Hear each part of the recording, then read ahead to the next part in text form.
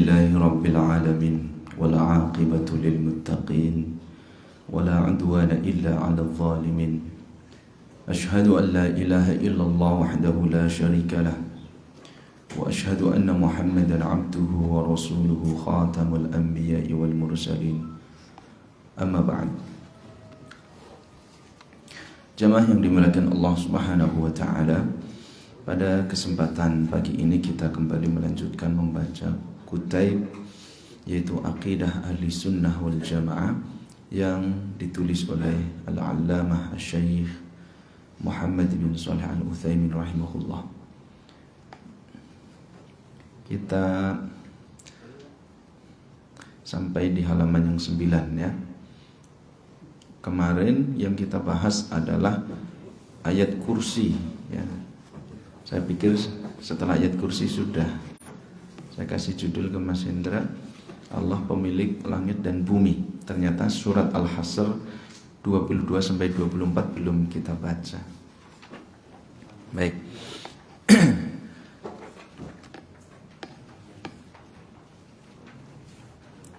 Pembahasan kita Bapak Ibu sekalian masih terkait tentang akidah kita, keyakinan kita akan Allah Subhanahu wa taala.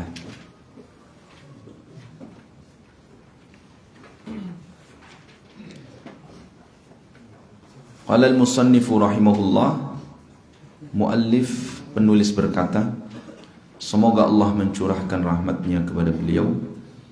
Wa nu'minu bi annahu, dan kita mengimani,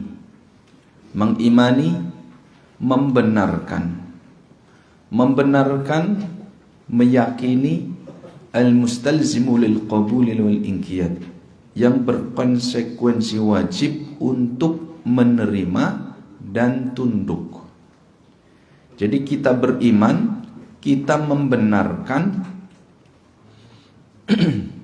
yang berkonsekuensi wajib untuk menerima berita-berita yang Allah sampaikan dan tunduk terhadap perintah maupun larangan-larangan yang Allah tuangkan di dalam Al-Quran maupun lewat lisan Rasulullah SAW. Nah, terhadap Allah Subhanahu wa taala, maka setidaknya kita akan mengenal lebih dekat lagi. Kalau kita kemarin mengenal Allah, bahwa Allah itu adalah Al-Hayyul Qayyum, ada dua nama besar, Ismani Azimani, dua nama besar, yaitu Al-Hayyu, Allah zat yang maha hidup, dan Al-Qayyum, Allah zat yang maha tegak, yang tidak membutuhkan bantuan siapapun. Di mana kemarin kita jelaskan bahwa Al-Hayyu Al-Qayyum itu mengandung 3 dilalah. Yang pertama adalah dilalah mutabaqah, yang kedua adalah dilalah tadhamun, yang ketiga adalah dilalah iltizam. Al-Hayyu Al-Qayyum memberikan informasi, dilalah itu memberikan informasi kepada kita bahwa Allah itu adalah zat yang maha hidup, yang semua nama-nama Allah kembali kepada nama tersebut.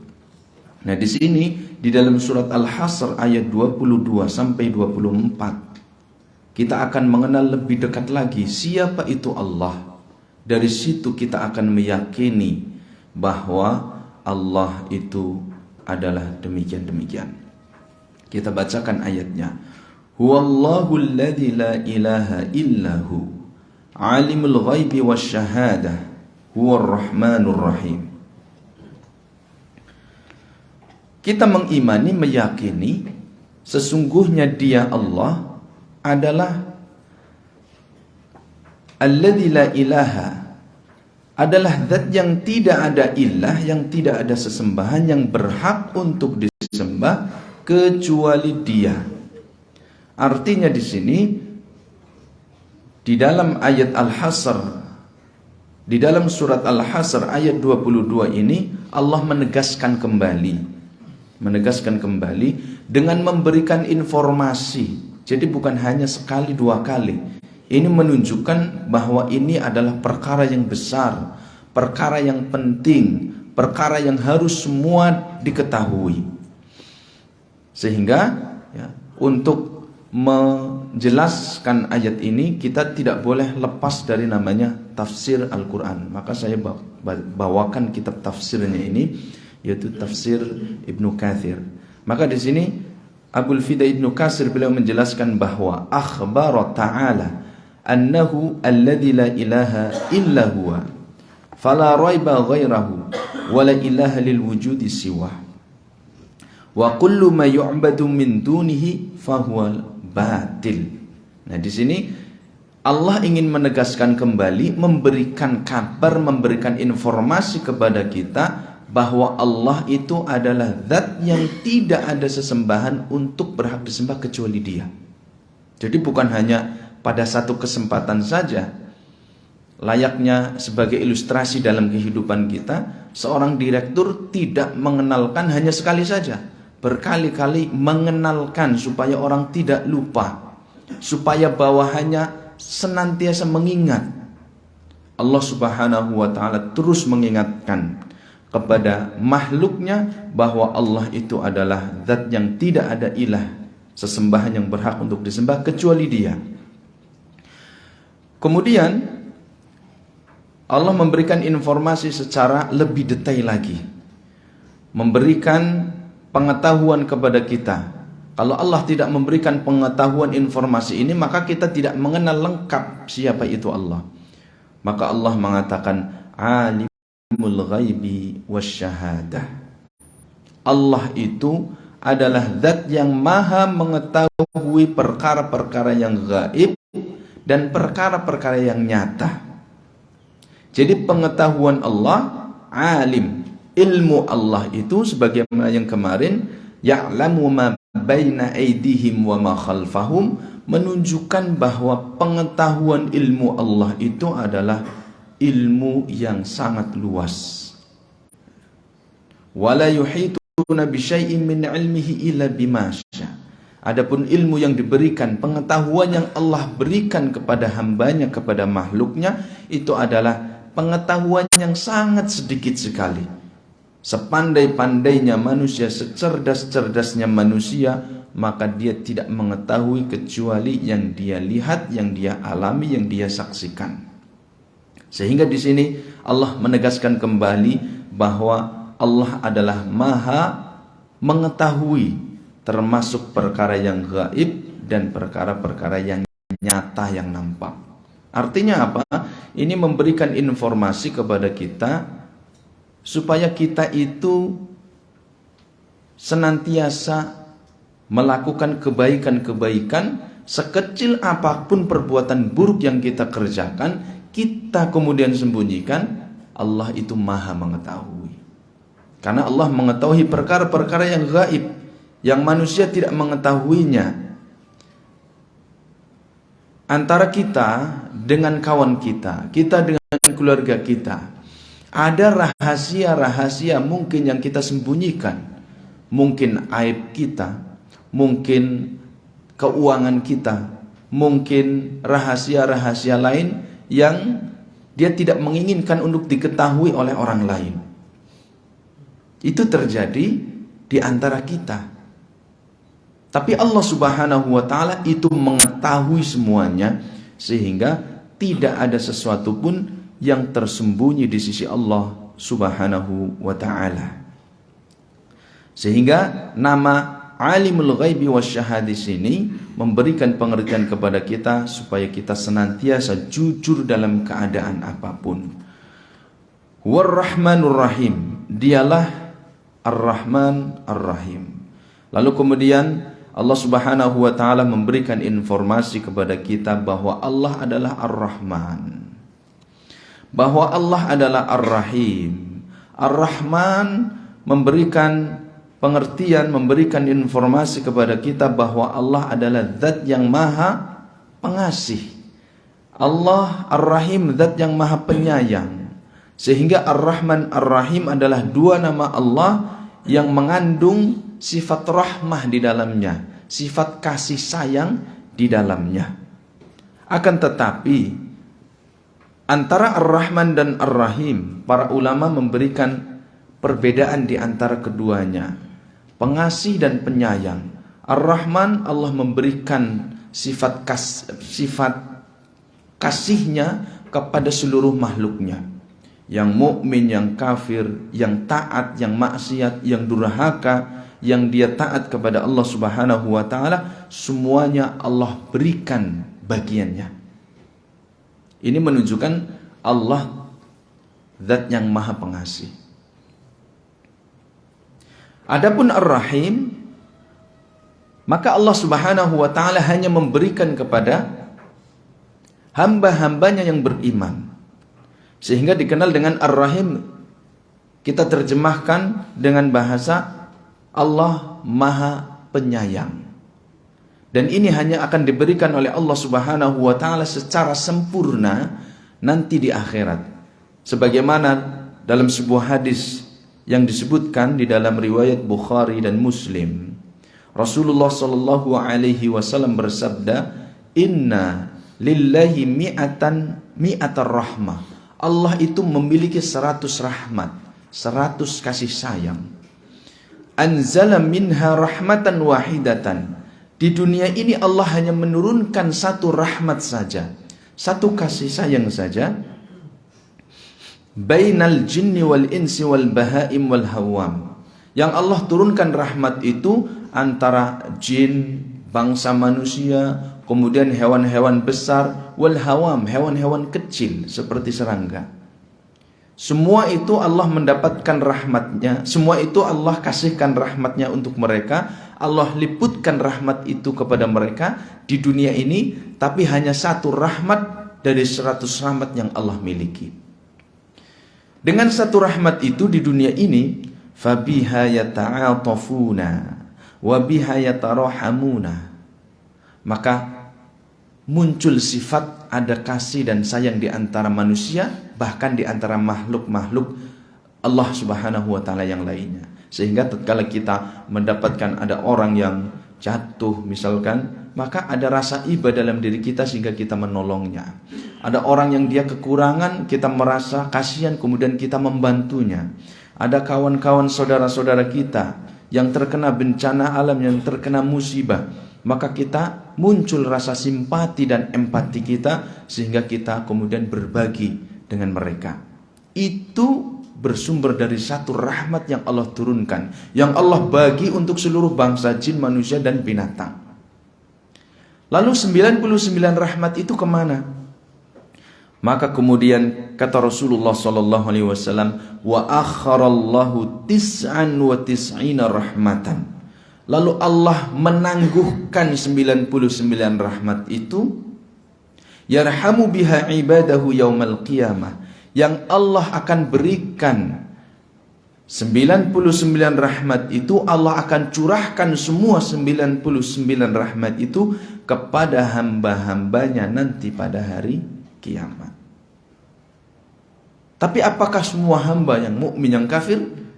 Tidak, jamaah sekalian yang dimuliakan Allah Subhanahu wa taala. Karena itu Allah Subhanahu wa taala berfirman di dalam surat Al-A'raf, wa rahmati wasi'at kulla syai'in. Rahmatku, kasih sayangku itu meliputi segala sesuatu.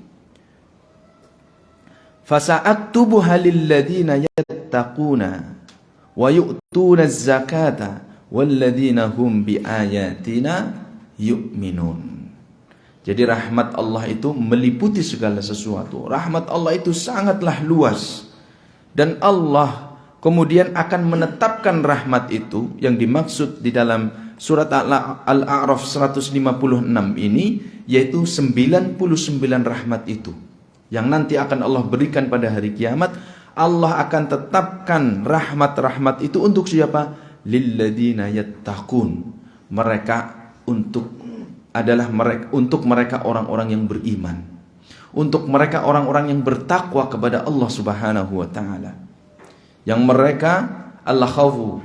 Kemarin pada pertemuan sebelumnya sudah kita jelaskan tentang makna takwa, yaitu yang mereka takut kepada Allah. Allah khaufu minallah, ya. Allah khaufu minal jalil, takut kepada zat yang maha agung. Wal amalu bitanzil. Setelah takut itu akan melahirkan sebuah aktivitas, sebuah amal, sebuah gerakan dari anggota tubuh ini untuk beramal sesuai dengan koridor at-tanzil wahyu, yaitu Al-Quran dan hadis-hadis Nabi SAW. Lalu ar-ridha'u bil qalil, ridho dengan pembagian Allah Subhanahu wa taala, dan al-isti'dadu li yaumir rahil, mempersiapkan diri kita untuk menghadapi perjalanan yang sangat jauh, yaitu pada hari kiamat. Maka rahmat ini akan Allah tetapkan untuk mereka orang-orang yang bertakwa, yang sifatnya tadi disebutkan sebagaimana yang dikatakan oleh Ali ibn Abi Thalib. Lalu wa yu'tuna zakah, mereka orang-orang yang membayar zakat sebagai bentuk keimanan mereka kepada Allah Subhanahu wa taala. Walladzina hum biayatina yu'minun, dan orang-orang yang beriman terhadap ayat-ayat Allah, baik ayat-ayat yang sifatnya akliyah, sifatnya kauniyah yang bisa diindra oleh mata kita, penciptaan langit dan bumi, penciptaan siang dan malam, penciptaan manusia dan seterusnya, maupun ayat-ayat yang sifatnya yaitu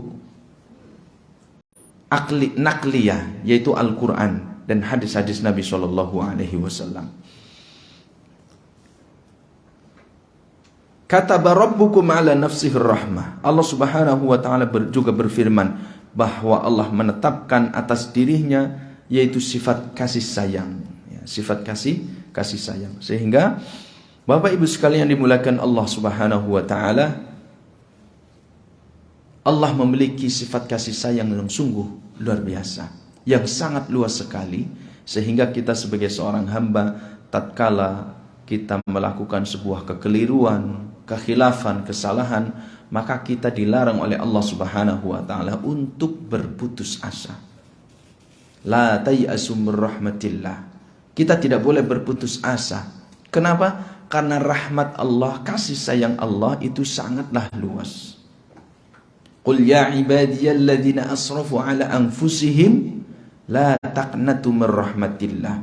Wahai hamba-hambaku yang kalian melampaui batas, maka janganlah kalian berputus asa dari rahmat Allah Subhanahu wa taala. Innallaha yaghfiru dzunuba jami'a. Allah itu akan mengampuni seluruh dosa-dosa. Innahu wal ghafurur rahim. Karena sesungguhnya Dia adalah Zat Maha Pengampun, Maha Penyayang. Sehingga kita harus senantiasa ada rasa roja di situ, rasa pengharapan kepada Allah Subhanahu wa taala, husnudzon kita bahwa Allah akan menghapus kesalahan-kesalahan kita, khilaf-khilaf kita, kekeliruan kita, pembangkangan kita, baik yang disengaja maupun yang tidak. Karena wa rahmati wasi'at kulla syai'in. Wallahu alladzi la ilaha illahu.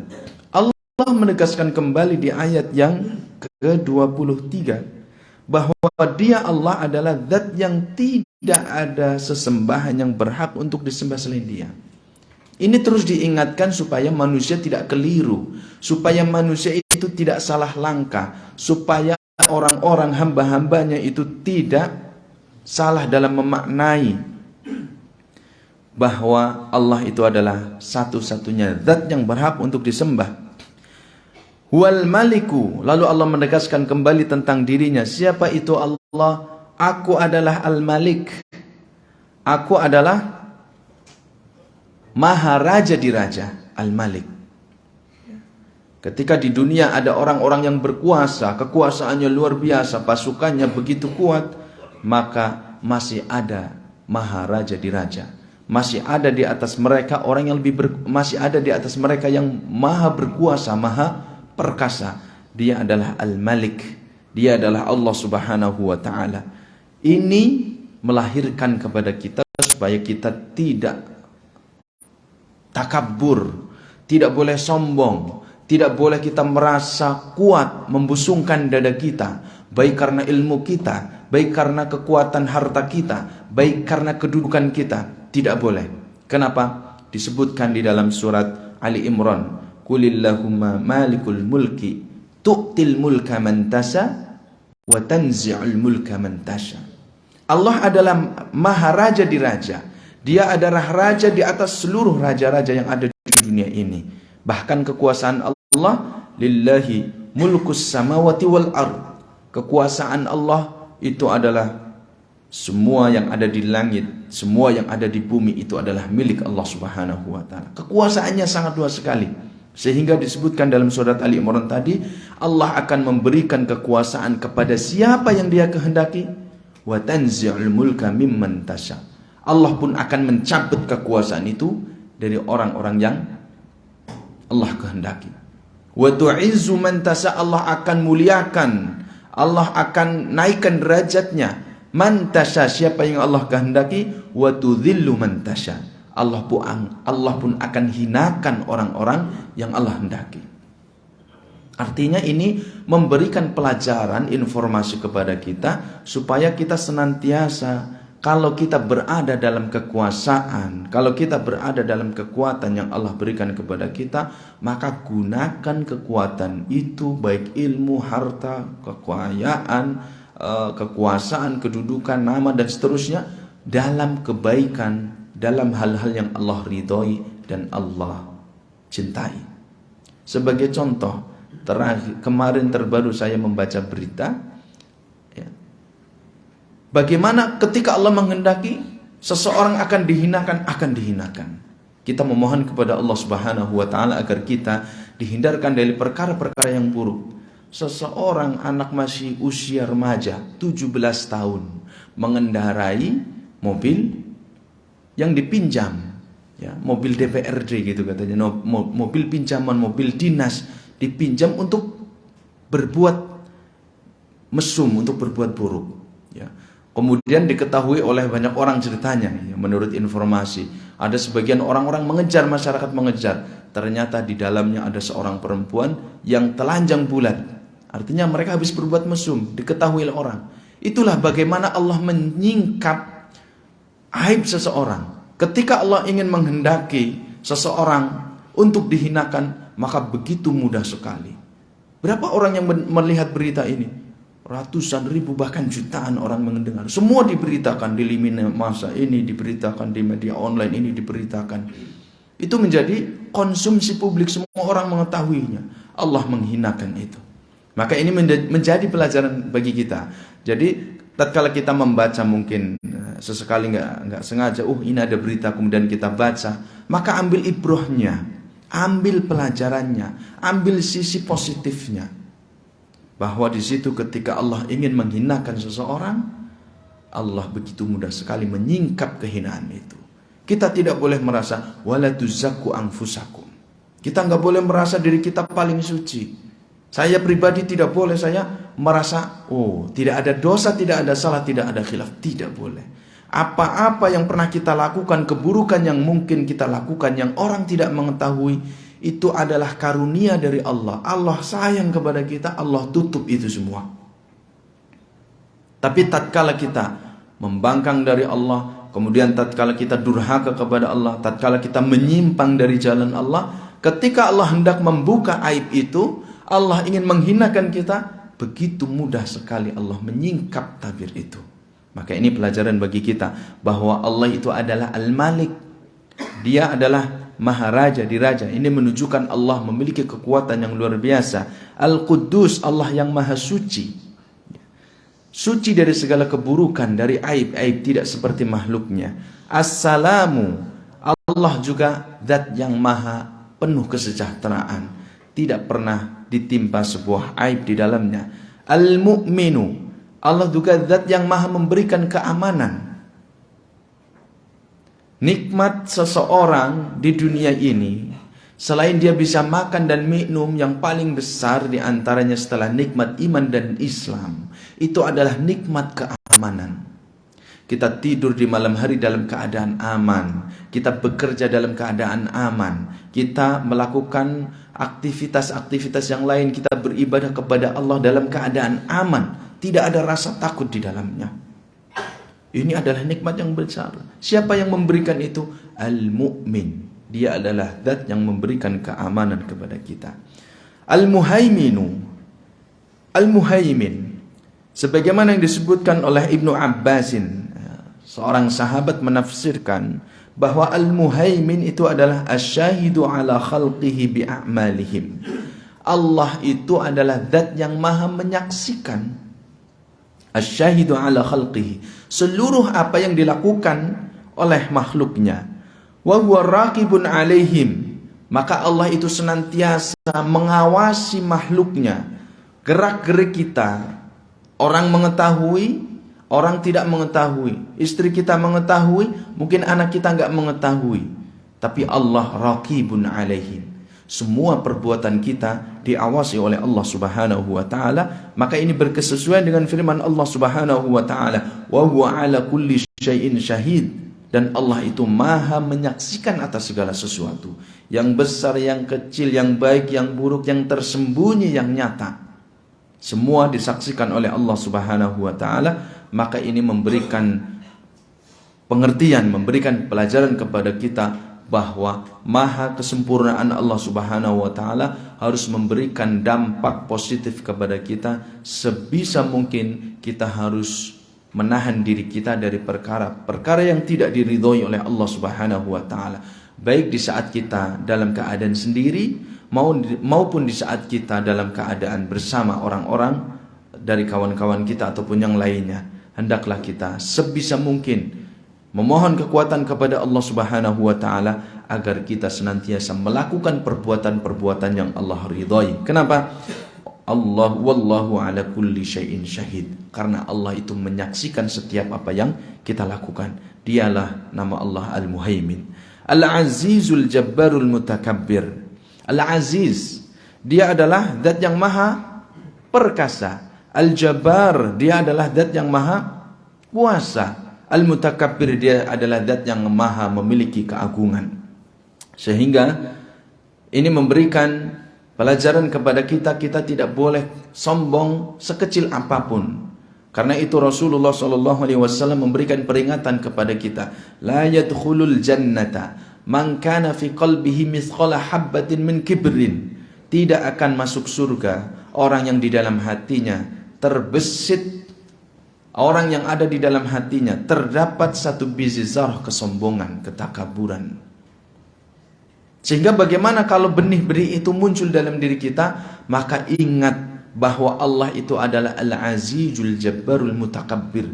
Dia adalah zat yang maha memiliki keagungan itu. Sehingga Rasulullah SAW di dalam hadis sahihnya mengatakan bahwa Allah Subhanahu wa taala berfirman, Al-'azamatu izari wal kibriya'u ridai faman naza'ani wahidan minhuma 'adzabtuhu. Kita harus mengingat hadis ini, bahwa keagungan itu adalah izari, pakaian bagian bawahku. Wal kibriya ridai, pakaian bagian atas. Artinya al-'azamah wal kibriya, keagungan dan kemahabesaran itu adalah pakaian Allah, perhiasan Allah Subhanahu wa taala. Tidak layak seorang pun dari hambanya yang memiliki sifat ini. Orang merasa saya paling besar, saya paling pandai, saya paling banyak ibadahnya, saya yang paling dekat dengan Allah. Lalu kemudian dia merendahkan orang-orang yang ada di sekitarnya. Maka itu tidak boleh. Kenapa? Karena keagungan, kemahabesaran itu adalah pakaian Allah Subhanahu wa taala. Kata Allah, "Faman naza'ani", barang siapa melepaskan satu itu dariku, kemudian dia pakaikan untuk dirinya sendiri. Artinya dia berbuat takabur, di mana takabur, kemahaagungan, kemahabesaran itu adalah milik Allah, tapi dia gunakan untuk seorang hamba, maka adzabtuhu, maka dia layak untuk mendapatkan siksaan dariku, kata Allah Subhanahu wa taala. Subhanallahi amma yusyrikun, maha suci Allah dari segala apa yang mereka persekutukan. Huwallahul khaliqul bari'ul musawwiru. Allah menegaskan kembali, Allah menginformasikan kembali, Allah mengenalkan kembali tentang dirinya. Siapa itu Allah? Dia adalah Al-Khaliq, Maha Pencipta, Al-Bari, Al-Musawwir. Nah, kalau Al-Khaliq, dia misalkan berdiri sendiri, Khaliq, Allahu khaliqu kulli syai'. Allah menciptakan segala sesuatu. Maka ini memberikan pengertian Allah menciptakan dari sesuatu yang tidak ada menjadi ada, yang sebelumnya tidak ada contohnya dan tidak ada bahan-bahannya. Idza arada syai'an ay yaqula lahu kun fayakun. Jika Allah menghendaki sesuatu, Allah hanya mengatakan jadi, maka jadilah. Akan tetapi, tatkala Allah menyebutkan, menyandingkan 3 nama itu dalam satu waktu, dalam satu tempat, maka ini memiliki pengertian sendiri-sendiri. Ketika Allah mengatakan Allahul Khaliq, Allah adalah Al-Khaliq. Apa itu Al-Khaliq? Al-Khaliq di sini maknanya adalah Allah Al-Muqaddir, yaitu Allah yang istilahnya merancang. Kemudian Al-Bari, yaitu Allah yang mengadakan yang tadinya tidak ada. Al-Musawwir, Allah yang membentuk rupa, dari kata taswir, gambar. Dalam ilustrasi kita, yaitu ada merancang, mendesain, setelah didesain, maka kemudian dibuat, ya, diproduksi. Setelah itu Al-Musawwir, dibentuk rupanya sedemikian rupa, sebagus-bagusnya. Nah, Al-Khaliq itu Allah mendesain dengan desain yang sangat detail. Itulah Al-Khaliq, At-Taqdir. Jadi menentukan desain yang sangat detail sekali. Coba kita lihat dalam diri kita sendiri. Mata kita, kemudian tangan kita, telinga kita, organ-organ vital yang ada di dalam tubuh kita. Kalau kita pelajari, maka itu sangat detail sekali, yang semuanya memiliki fungsi yang sangat luar biasa. Sehingga ketika kita mempelajari sebuah ilmu eksak, ilmu seperti ilmu pengetahuan alam, itu bukan berarti tidak ada manfaatnya, tidak. Itu harus memberikan nilai positif kepada kita. Karena ada orang-orang yang mengatakan, saya nggak mau belajar IPA, ngapain, nggak ada manfaatnya. Kita nggak mau belajar matematika, tidak ada manfaatnya. Untuk apa belajar astronomi, tidak ada manfaatnya. Tidak, Bapak Ibu sekalian yang dimuliakan Allah. Seseorang yang mempelajari ini, harusnya dia muncul di dalam benaknya, bagaimana ini bisa tercipta demikian, bagaimana ini bisa terjadi, terbentuk demikian. Begitu detailnya. Itu Allah Subhanahu wa Ta'ala, Al-Khaliq. Allah mendesain semua ini sedemikian rupa dari makhluk dalam diri kita yang kecil ini, dengan begitu rumitnya, tapi begitu detailnya. Maka bagaimana ketika Allah Subhanahu wa Ta'ala menciptakan alam semesta ini? Maka Allah itu adalah Al-Khaliq yang sudah merancang secara detail. Al-Bari kemudian memproduksi, ya, mengadakan dari desain itu, dibuat menjadi sebuah barang, yaitu seperti kita, makhluk seperti kita. Lalu ada matahari, lalu kemudian ada bulan, ada langit, ada siang dan malam, dan seterusnya. Itu adalah Al-Bari. Allah mengadakan dari sesuatu yang sudah sesuatu yang sebelumnya tidak ada menjadi ada, yang sebelumnya sudah dirancang oleh Allah Subhanahu wa Ta'ala. Al-Musawwiru, yang membentuk rupa. Allah yang mendesain dengan sedemikian rupa. Ya, di antara kita yang hadir di sini tidak ada yang sama. Sekalipun secara jenisnya kita sama-sama manusia, sama-sama punya hidung, sama-sama punya mata, punya rambut, tapi rupa tidak ada yang sama, anatominya tidak ada yang sama. Maka Allah Subhanahu wa Ta'ala ini menunjukkan begitu kuasanya Allah Subhanahu wa Ta'ala. Lahul asmaul husna. Maka di sini di akhir ayat ini menjelaskan bahwa Allah Subhanahu wa Ta'ala itu adalah memiliki nama-nama yang baik. Semua nama-nama Allah itu adalah al-baik. Al-Malik, Al-Quddus, As-Salam, Al-Mu'min, Al-Muhaiminul Azizul Jabbarul Mutakabbir, Al-Khaliqul Bari'ul Musawwir. Semua nama-nama Allah berkonsekuensi kepada sifat-sifat yang sempurna.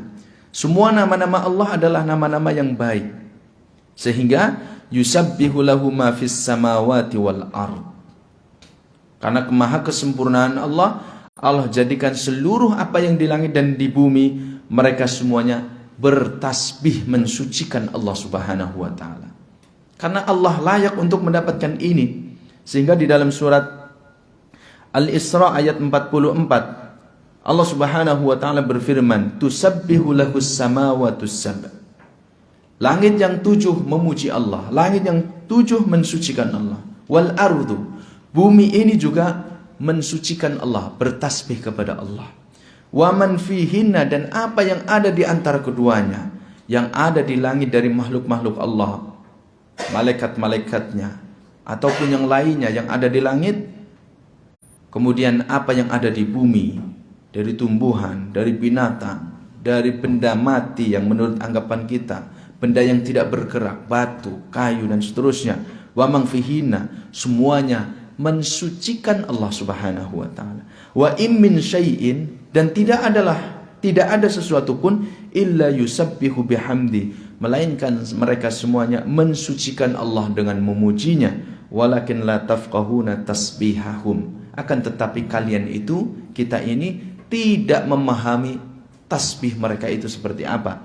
Innahu kana haliman ghafura, sesungguhnya Allah itu adalah zat yang maha santun dan zat yang maha pengampun.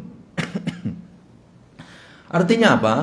Bapak Ibu yang dimuliakan Allah Subhanahu wa taala, bahwa di sini ayat ini surat Al-Isra ayat 44 menegaskan bahwa tumbuh-tumbuhan yang ada di sekitar kita, tanah yang kita pijak, kursi yang kita duduki, meja yang ada di hadapan kita, karpet yang kita duduki, itu semuanya bertasbih kepada Allah.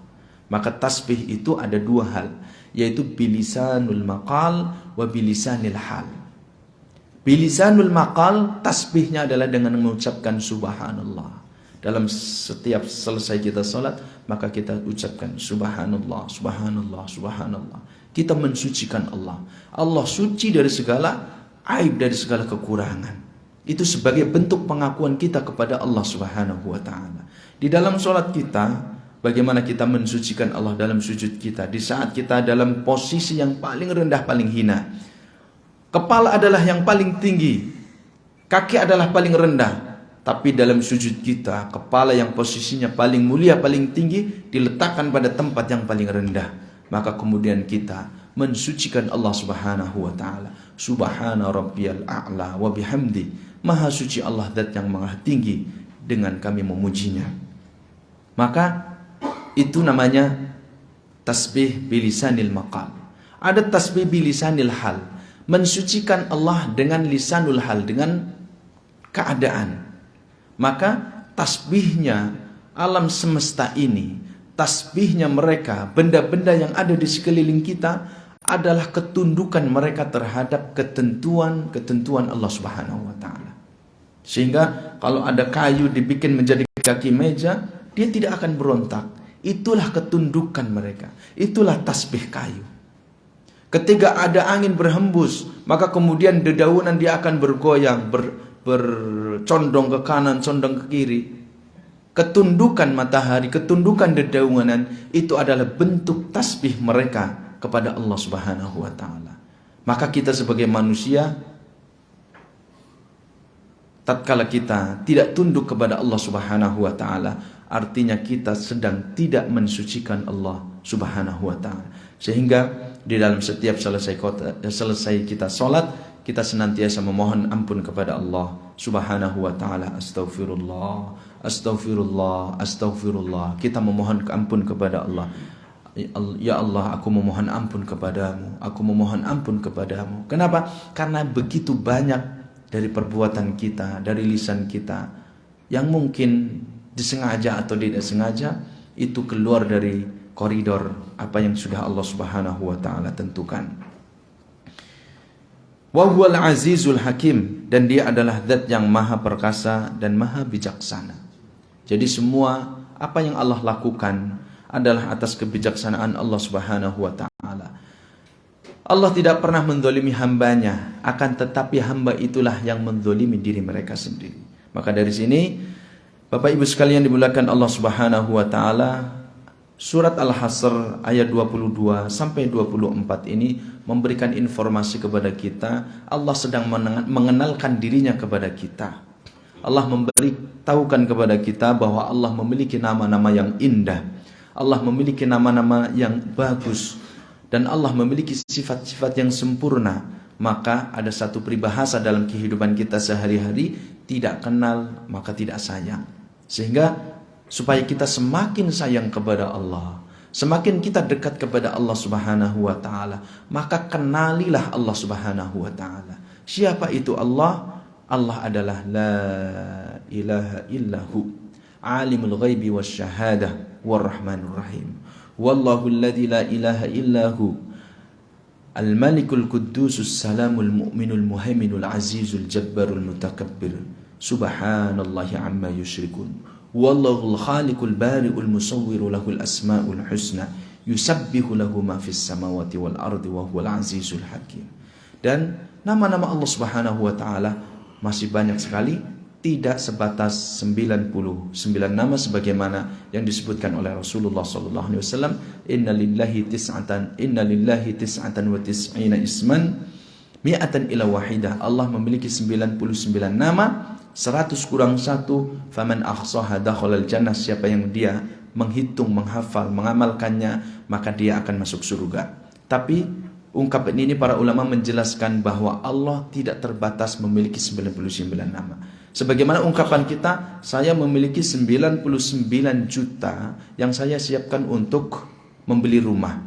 Maka bukan berarti uang saya hanya 99 juta. Dia memiliki uang yang lainnya mungkin. Maka di dalam sebuah doa sebagai penutup kajian pada kesempatan pagi ini, di situ ada sebuah doa bahwa tatkala seorang hamba dia mengalami gundah gelisah, mengalami kesedihan, maka hendaklah dia membaca Allahumma inni abduka wabnu abdika wabnu ammatika nasiyati biyadika madin fi hukmika adlun fi qada'uka as'aluka bikulli ismin huwa laka sammaita bihi nafsaka aw anzaltahu fi kitabika aw 'allamtahu ahadan min khalqika أو استأثرت به على في علم الغيب عندك أن تجعل القرآن ربيع قلبي ونور الصدر وجلاء حزني وذهاب همي إلا أذهب الله همه وحزنه وأبدله مكانه فرحا. Yaitu terdapat di dalam Musnad Imam Ahmad. Barang siapa yang membaca doa ini, yaitu tatkala ketika dia sedih atau mengalami gundah gelisah, ya Allah, sesungguhnya aku adalah hambamu, aku adalah anak hamba laki-lakimu, yaitu anak Adam, keturunan Adam, wabnu ammatika, dan anak keturunan hambamu yang perempuan, yaitu Hawa. Ubun-ubunku berada di dalam tanganmu, di dalam genggamanmu. Madin fi hukmika, sesungguhnya kami berada di dalam hukum-hukummu. Jadi hukum-hukummu berlaku untukku, dan ketentuan-ketentuanmu itu semuanya adalah adil. Aku memohon kepadamu ya Allah dengan setiap nama yang engkau pakai untuk menamai dirimu sendiri. Samaita bihi nafsak au anzaltahu fi kitabika, atau nama-nama yang engkau turunkan di dalam kitabmu yaitu Al-Quran, atau nama-nama yang engkau ajarkan kepada seseorang dari hambamu, atau nama-nama yang engkau simpan untuk dirimu sendiri di dalam ilmu ghaib yang ada di sisimu. Ya Allah, jadikanlah Quran ini sebagai penentram hatiku, sebagai cahaya bagi dadaku, dan sebagai penghilang terhadap kegundahan, kegelisahanku. Kata Rasulullah SAW, niscaya Allah akan menghilangkan kesedihan itu, kegundahan itu, dan Allah akan menggantinya dengan sebuah kebahagiaan. Demikian, semoga Allah Subhanahu wa taala memberikan kepada kita kemampuan, kenikmatan untuk senantiasa menyelami nama-nama dan sifat-sifat Allah Subhanahu wa taala, sehingga kita menjadi hamba-hamba yang semakin cinta kepada Allah Subhanahu wa taala, menyelami, mempelajari, bukan hanya menghafal nama-namanya, namun kita juga mempelajari, memakai nama-nama itu untuk berdoa memohon kepada Allah, dan kita mengamalkan konsekuensi dari nama-nama itu dalam kehidupan kita sehari-hari. Hada wallahu alam. Subhanakallahumma wa bihamdika asyhadu an la ilaha illa anta astaghfiruka wa atubu ilaik. Assalamualaikum warahmatullahi wabarakatuh.